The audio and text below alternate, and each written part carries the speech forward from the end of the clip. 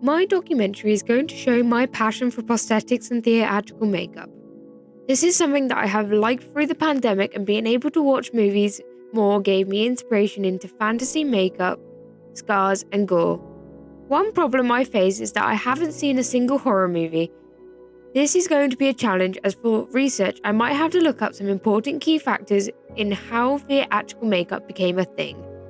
The origins of prosthetic makeup started in 1902 in the French film Le Voyage dans la Lune, also known as A Trip to the Moon. Though it was around, it was not majorly used until the late 1920s, when Lon Chaney started using prosthetic makeup for monster movies such as The Hunchback of Notre Dame and Phantom of the Opera. In the Phantom of the Opera movie, Lon Chaney plays the character Eric, who is the phantom that haunts the opera. And to create this character, he had to make it look like Eric had this acid burn effect on his face. Lon Chaney would take hours sorting the makeup and putting it on, making sure to capture every detail. To make sure that it stayed on his face for long periods of time, he would stick tape and other makeup materials to his face and shape his face into this horrifying creature.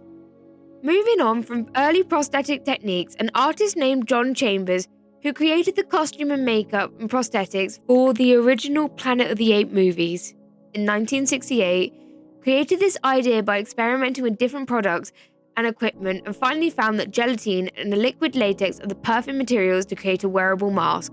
With the 1968 Planet of the Apes movies, you can see a sense of realism in the costumes, which makes it look unique and creative. In my opinion, this makes the movie more special as it was all created by one person, John Chambers.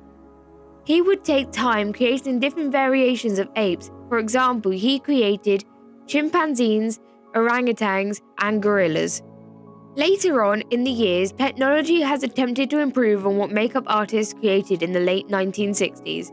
This affected the movie Planet of the Apes, and this is because they wanted the apes to look more realistic and not capture a mask-like creature on screen.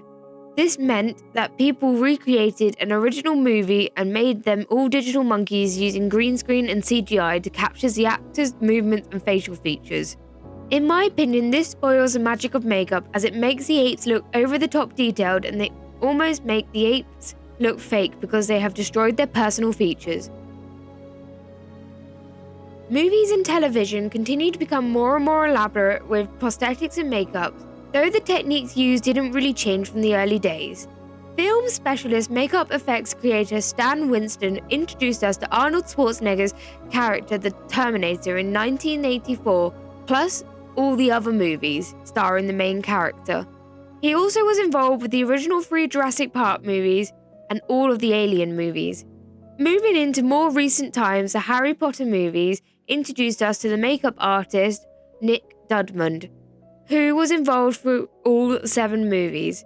There was continued use of the early techniques, however we saw much more animatronics and CGIs to create all the magical creatures and some effects.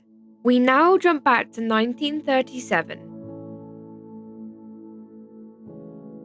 when a person named Karl Struss developed a technique that is used in filming called the Karl Struss technique. This is where he would apply red makeup to create sores on the characters and use a red filter on the camera to make them disappear. Karl Struss was a visual effects makeup artist and accredited with films in the 1920s and 1930s.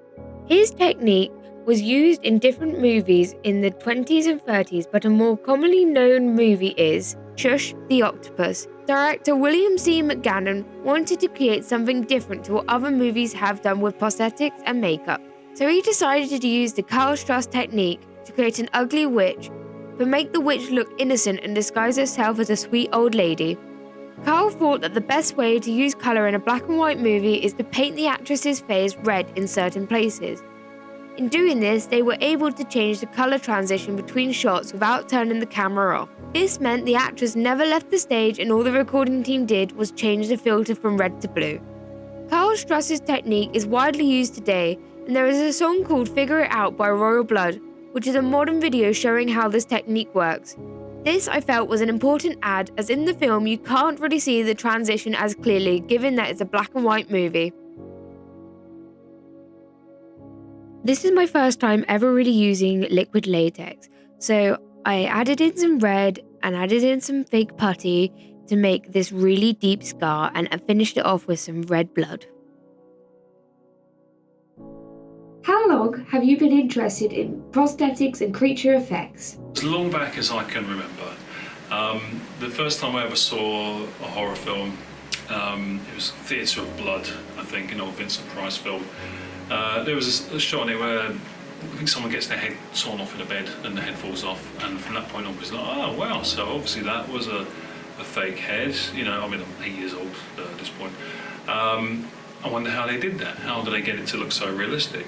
And didn't really kind of venture into it at that point. But then kind of going into teens, seeing things like Evil Dead and Evil Dead 2, I suddenly wanted to be a filmmaker. I wanted to kind of make the same stuff I was seeing on screen. So I would go out at the weekends with my friends to kind of recreate some of these films, you know, making zombie films and horror films, things like that. Obviously no money, so I'd have to start making things. So I'd make my own prosthetic effects out of, at one point I had kind of severed hands that were made out of marigold washing up gloves, so kind of painted a certain way, you know, with the sort of bone sticking out the end, which I made out of cardboard and stuff like that. And it just kind of led from there, really. And at one point in my life, it's what I wanted to do as a career. So I could see myself going into that kind of, you know, special effects, prosthetic effects industry, but never really happened. What changes have you seen in that time? It's one of those industries where it hasn't really changed very much over the years. It's not as reliant on technology as other parts of the industry, so you still sculpt things out of clay, you still cast things in plaster or alginate and things like that, so the actual technology and things like that haven't really changed. Obviously now there's 3D printing and stuff like that. There's bigger advancements in animatronics and that kind of thing. But I think the nuts and bolts of the industry is very, very similar to it was when it started. What do you specialise on your subject at Arts University Bournemouth? Specialise in prosthetics and also editorial makeup. So with the prosthetics, it's like gory kind of stuff. So I do burns on hands and cuts and bruises. And for the editorial, I do like really bold, like glam looks for like magazines. So it could be like a massive like blue graphic liner or like really bold lips or something like that. So it's not like your standard glamorous makeup. Do you enjoy it?